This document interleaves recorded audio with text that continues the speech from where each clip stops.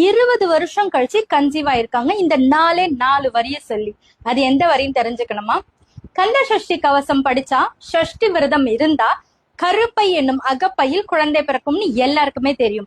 அந்த கந்த சஷ்டி கவசத்துல பர்டிகுலரா ஒரு 4 வார்த்தை, 4 லைன் இருக்கு.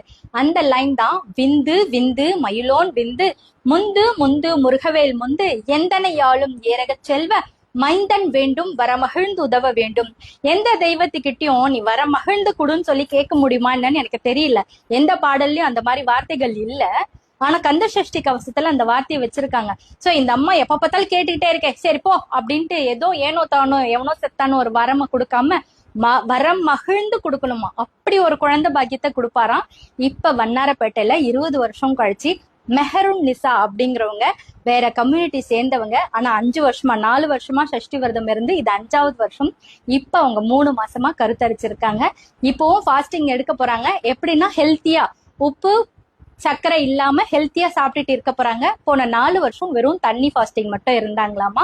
கந்த சஷ்டில எல்லா பிரச்சனைக்கும் எல்லா தீர்வுகளும் இருக்குங்க. குழந்தைக்கு இந்த 4 வரி உங்களுக்கு என்ன